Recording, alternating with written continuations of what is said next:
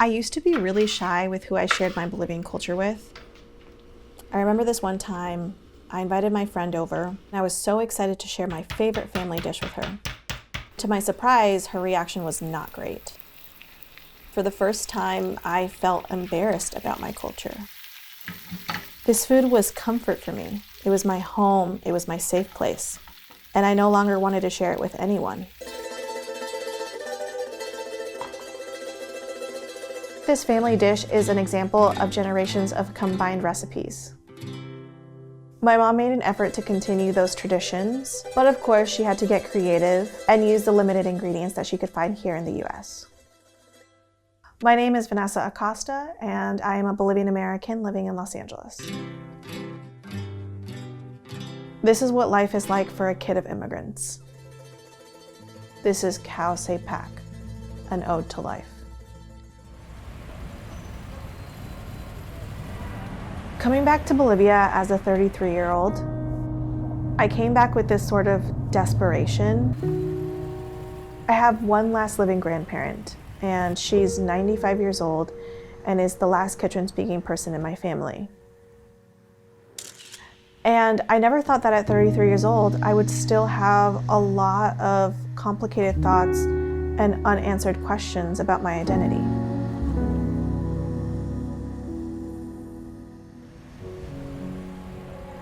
It's really such an underrated country. La Paz, the capital city of Bolivia, is the highest city in the world. Life is on a vertical plane in La Paz because it's not surrounded by mountains, it is mountains. One of the interesting things about Bolivians is that they've learned to survive at altitude conditions of above 8,000 feet.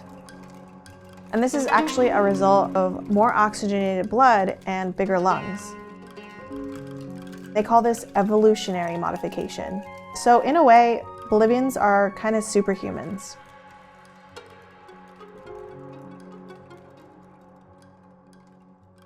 This trait is only found in 3 parts of the world: Tibet, Ethiopia, and the Andes. Calle de las Brujas, also known as Witch Street, is a really interesting place to go see what kind of traditions there are in Bolivia. Some of the items sold there are dried llama fetuses, which usually bring prosperity and good luck. They also sell dried frogs that are used for rituals, aphrodisiac formulas, herbs, and a bunch of other things for remedies. A lot of indigenous people weren't always able to practice these things freely. A lot of the time, Western people demonize these practices.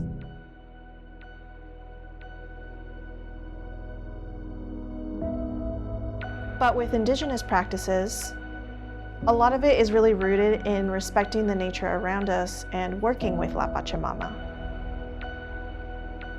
And being connected to her is really important to me.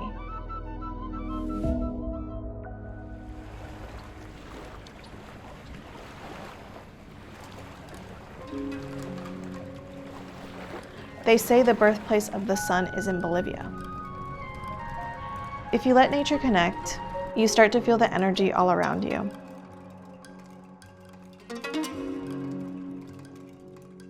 The generations before us mastered it, and I channel that power through them. As I stand in a place so sacred, the birthplace of my Incan ancestors, the birthplace of Inti, I feel infinite here. Anytime I visit Bolivia, I have these thoughts of what life could have been like if my parents hadn't immigrated to the US. Is this what life could have looked like? Would I have pursued fashion? Would I be married? Would I have children? And while I'm in my parents' homeland, I can't help but feel less Bolivian. There's so many things I didn't participate in that most Bolivians do. And maybe that's why I take these trips to Bolivia very seriously. I want to try to learn as much as I can because I feel like I'm not enveloped enough in the culture, like I should be. But whose approval am I after? Who am I trying to prove I'm Bolivian enough to?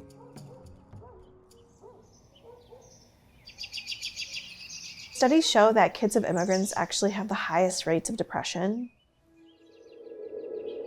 You put this pressure on yourself to succeed and become something great because you feel like you have to prove that your parents' struggles were all worth it, right? So you invalidate your own self, and on top of that, the Latin community has this stigma towards mental health. So you're kind of left alone with these emotions and these feelings, and for me, art and fashion became my therapy. I was a very shy kid, so a lot of my childhood was spent making art with myself. Art was always very meditative for me. It was sort of this escape.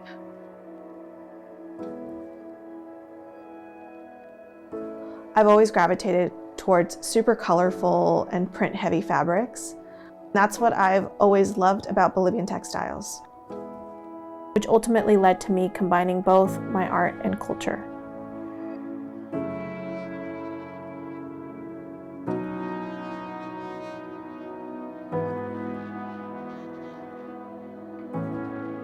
I really finally started to find my voice. I found my creative identity.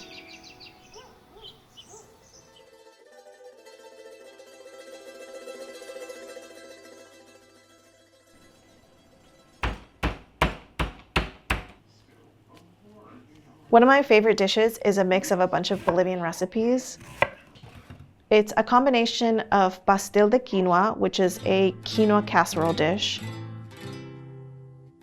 and falso conejo, which means false rabbit. So this recipe consists of a layer of pasta, then you gotta put onions and bell peppers as another layer, with hard-boiled eggs and raisins, and then you top it off with cheese. And you repeat that process all over again for another layer. And you pair this with this really tender breaded beef, and that's the falso conejo, which is the false rabbit. Once you've pounded the beef, seasoned it, and breaded it, you let it soak in this savory red sauce using ají from Bolivia, and you just let that simmer and it creates this thick, juicy sauce. Once everything is ready, you serve the pasta and then the meat and the sauce on top.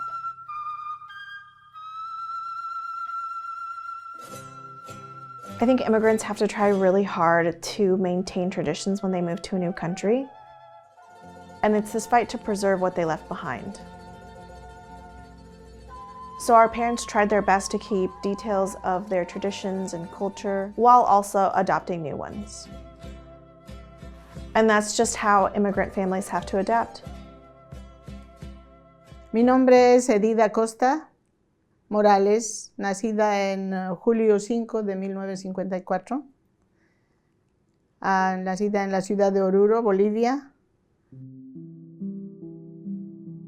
Mi mamá me reclamó por qué mis hijos no le llaman. Y yo le dije, con respeto, le dije, mira, ma, tú cuando siembras una planta, pones semilla y la semilla va a ser naranjas y van a salir naranjas. Pero pones piedras y no va a salir nada. Tú no hiciste nada para crear esa relación con mis hijos. Y entonces a ella no le gustó y me quiso dar un puñete. I look back now and I see how obvious it was that she had a problem with my mom immigrating to the US. But that resentment she had was projected onto us, her grandkids. So we really didn't have this like stereotypical, nurturing, loving grandmother. Most grandkids would be excited to see their grandmother, but I had to mentally prepare myself to reunite with mine. ¿Puedes decir tu nombre? Un poquito más fuerte, ¿no? Tu nombre y Yo soy Ernestina Zambrana de Morales, ¿Y cuántos años tienes? 94. Yo soy la primogénita. de mis padres. Pues hemos sido 6, pero murieron 2 varones y una mujer. Y vivimos 2 varones y yo, somos 3. Desde mis 15 años, en Biloco, un centro minero. A mis 22 años me casé con mi esposo. Nos conocimos en Biloco. Quechua, yo desde chica, desde los 6 o 8 años. ¿A quiénes escuchabas hablar quechua? Mi mamá hablaba mucho. En Bolivia, muchas lenguas nativas, idiomas, resultado de la variedad de culturas que existen en Bolivia y en Latinoamérica. Producto de la evolución del hombre y de la sociedad, de la tecnología y los avances tecnológicos, es que muchos idiomas tienden a desaparecer, a extinguirse. En varios idiomas no se conoce cómo traducimos computadora al quechua. No existe su traducción. La familia, ya no sabemos el quechua, no sabemos el aymara. Los últimos que están, por ejemplo, en el caso de mi familia, es mi mamá, la única que habla quechua, porque mi hermana y nosotros, los sobrinos, la Vanessa y los que siguen, ya no saben nada de estas lenguas, de estos idiomas antiguos.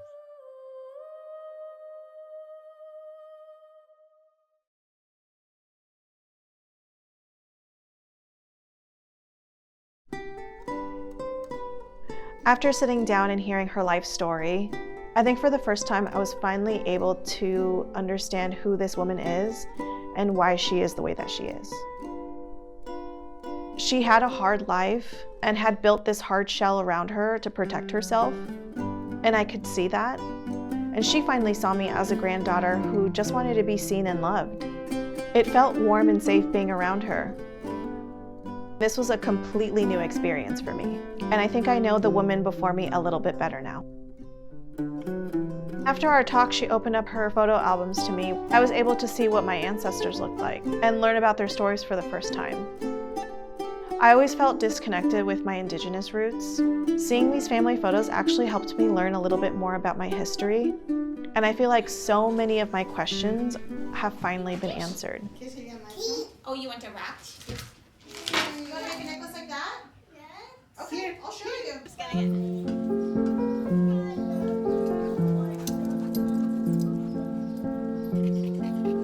Can you say hi? Look at Daddy!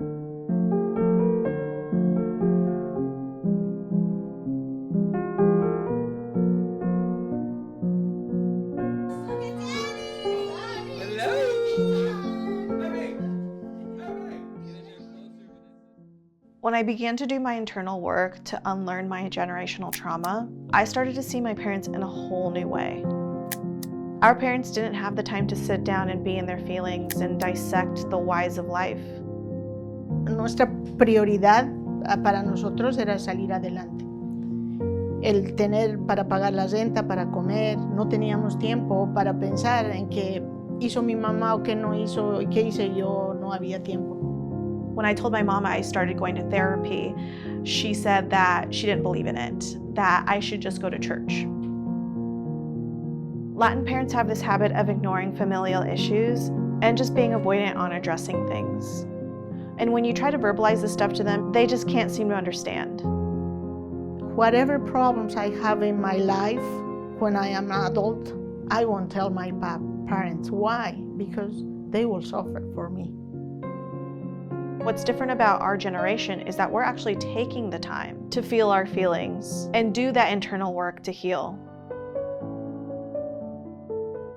With Vanessa, when I ask her something, she will close and not give an answer. There's just other things that I don't understand about my mom and she doesn't understand about me. It's just this generational blockage. Cuando hubo el divorcio, yo me caí al piso, me caí al suelo. y a mis hijos también les afecté.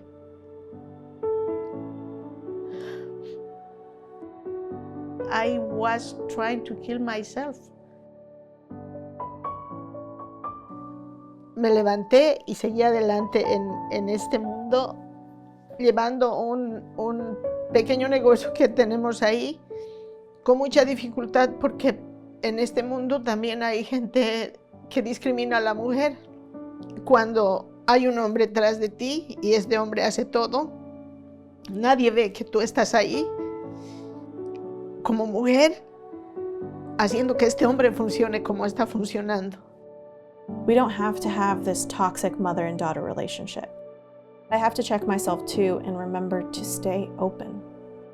Yeah, of course, she's my daughter. I really love her very much.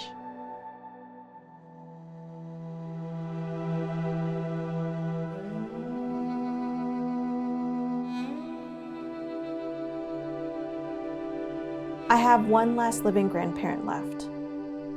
I lost my paternal grandmother back when I was 6 years old, and I lost my only grandfather I knew years ago. And throughout the years, I've lost so many other family members who lived in Bolivia. Family that I never got the chance to know too deeply. And it's kind of strange to feel grief and loss towards family members that you didn't know too well, so it's kind of intertwined with guilt. But one thing that brings me comfort is that I know that my ancestors are always with me. They guide me, they protect me through this life. And as the old parts of me die, as I do this healing, they live on through me.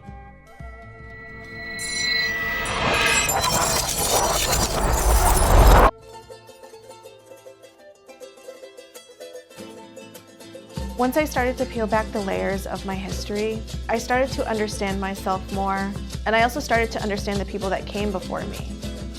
It can be really scary to look at your generational trauma, but I think it's a necessary step for that healing journey. And this is how our generation breaks the cycle. I isolated myself and thought that I could handle these feelings on my own. But when I accepted and realized that I didn't have to do this alone, I saw how valuable and important community can be. Because this is a universal experience.